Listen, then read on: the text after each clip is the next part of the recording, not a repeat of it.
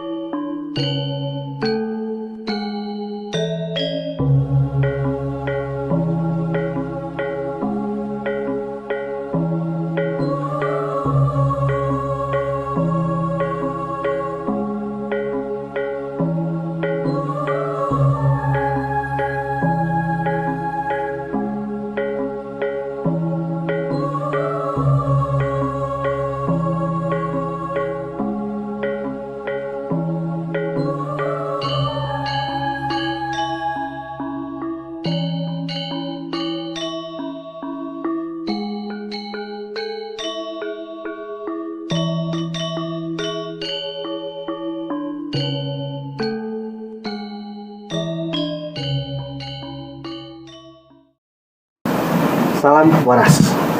Masih di channel Batas Logika dengan saya Indra dan narasumber saya Mas Yuda AB atau biasa disebut Pak D. Oke, pada konten kita kali ini kita sedikit akan membahas tentang mitos. Mitos. Oke, ini agak nyimpang ini. Agak nyimpang sedikit, tapi inilah yang terjadi. Artinya ini perlu kita bahas karena ini juga salah satu edukasi juga. Karena kenapa kita nggak boleh ini, kenapa kita nggak boleh itu, atau lakukan ini, lakukan itu. Nanti kita akan bahas dengan Pak D. Ada beberapa mitos yang sering terjadi di lingkungan atau di seputar kita. Contoh yang paling simpel adalah ketika kita bersiul di malam hari ya Pak D. Nah, itu kan menurut kita adalah satu hal yang biasa bersiul itu. Tapi mungkin ada beberapa dari teman-teman kita atau orang tua dari teman-teman kita ini yang menganggap bahwa itu tabu, betul. Ya kan? Karena terkesan mengundang sesuatu atau apalah gitu kan. Nah, ini gimana ceritanya nih Pak D? Ya. Ini juga populer ini zaman dulu, bahkan sampai sekarang udah menjadi satu mitos yang melegenda. Betul. Ya kan? Tidak boleh bersiul di malam hari. Tidak boleh bakar wangi-wangian di malam hari. Tidak boleh membunyikan sesuatu di malam hari. Betul. Ya kan? Banyak sekali. Termasuk salah satunya jangan pernah menyanyikan lagu.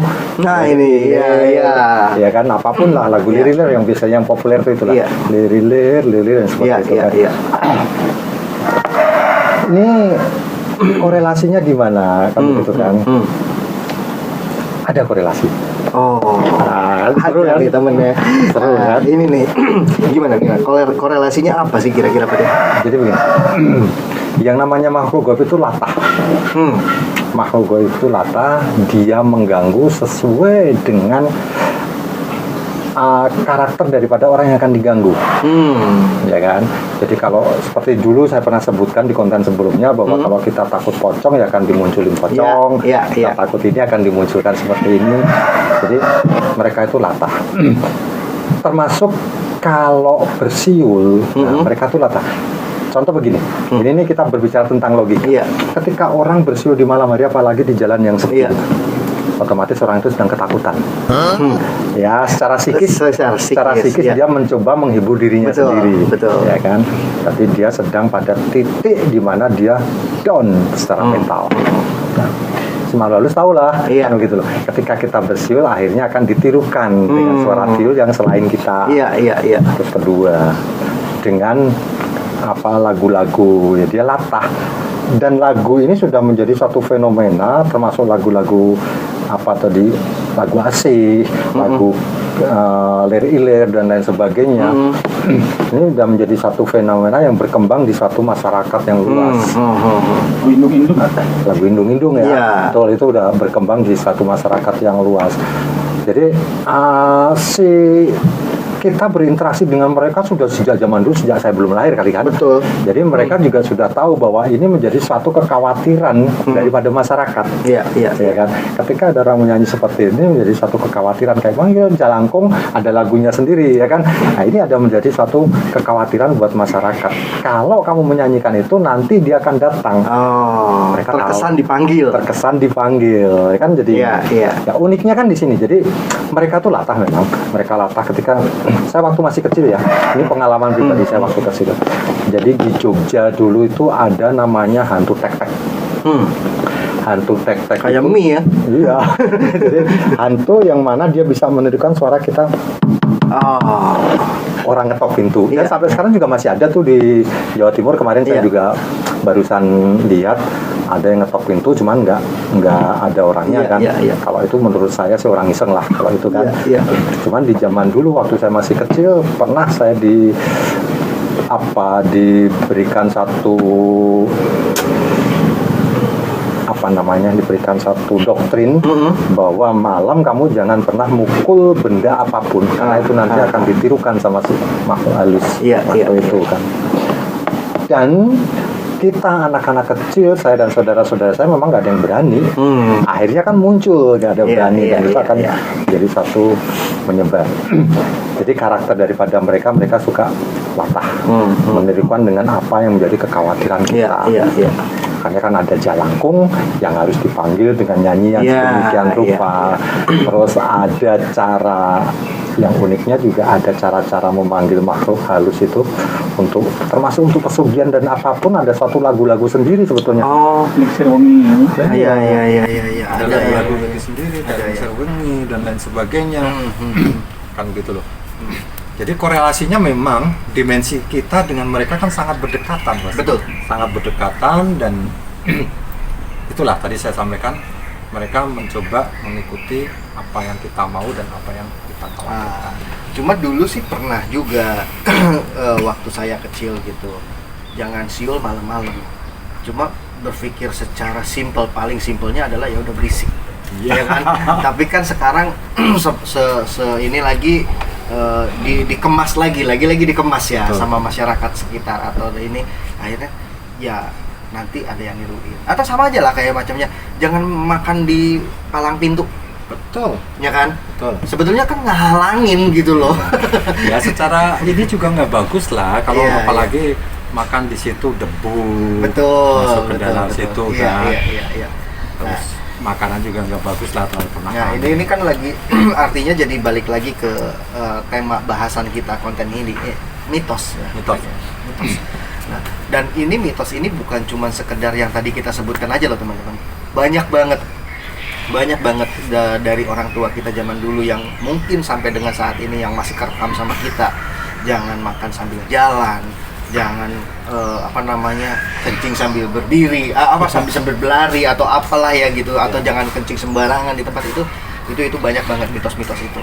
Nah, lagi-lagi itu yang mengemas itu kan dari si masyarakat juga ya Pak De ya.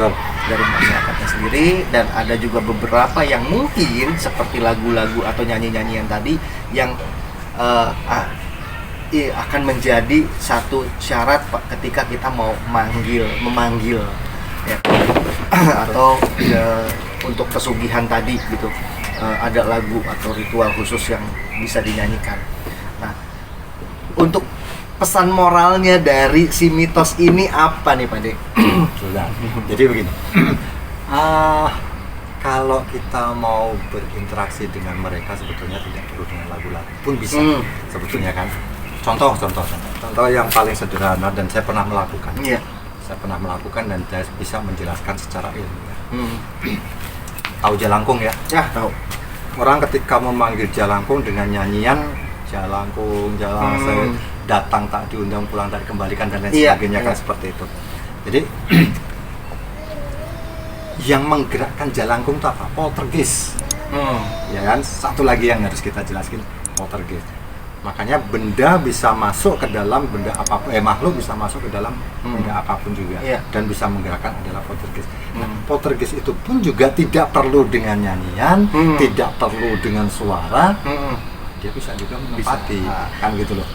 Mungkin lebih menariknya nanti kita akan bikin satu konten sendiri tentang jelangkung kali ya. Jelangkung, betul. Iya kan? Iya. Karena kita belum pernah bedah tentang ini nih Pak De.